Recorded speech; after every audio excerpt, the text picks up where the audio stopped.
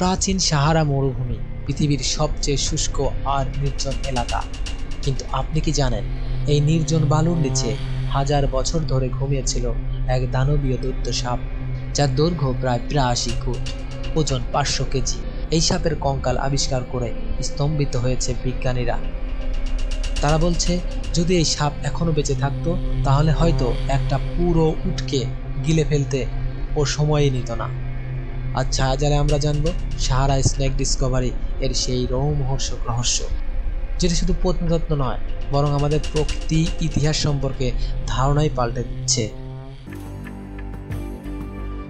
প্রাচীন সাহারার এক নির্জন অঞ্চলে খননের সময় এক বিশাল আকৃতির সাপের কঙ্কাল আবিষ্কার করেন প্রত্নতত্ত্ববিদরা।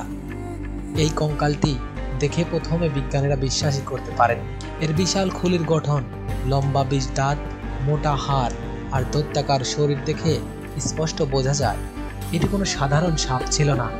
এটি ছিল ভয়ঙ্কর প্রিডেটর স্নেক, যার খাদ্য হতে পারত বড় স্তন্যপায়ী প্রাণী। গবেষণায় দেখা গেছে এই দৈত্য সাপটি সম্ভবত চায়না বোয়া বা জিগান্টফিস প্রজাতির কাছাকাছি। এই প্রজাতির সাপগুলো বাস করত আজ থেকে কয়েক হাজার বছর আগে, একটা সময় যখন সাহারা মরুভূমি আসলে ছিল সবুজ বনাঞ্চল ও জলজ প্রাণী ভরা এক প্রাণবৈচিত্র্যপূর্ণ অঞ্চল। বিজ্ঞানীরা ধারণা করছেন সাহারার প্রাচীন অধিবাসীরা হয়তো এই দৈত্য সাপকে নিজের চোখে দেখেছে। তখনকার মানুষ হয়তো এটিকে রাক্ষস, দেবতা বা অশুভ প্রতীক মনে করত। কেউ হয়তো ভয় পেয়ে পূজা করত, কেউ গল্প বানাতো, আর সেই গল্পই হয়ে উঠত পুরাণ বা লোককথা। এটি প্রমাণ করে যে সাহারা ডেজার্ট একসময় মরুভূমি ছিল না, বরং ছিল ঠান্ডা আর্দ্র পরিবেশের এক প্রাণপ্রাচুর্যময় এলাকা। আর সেই কারণেই এমন এক দৈত্য সাপের বাস ছিল এখানে।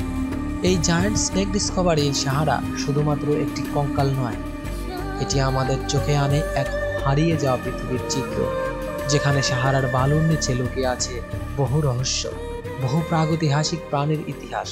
আর এই ভিডিওর মাধ্যমে আমরা আবারও বুঝে গেলাম প্রকৃতির রহস্যের শেষ নেই।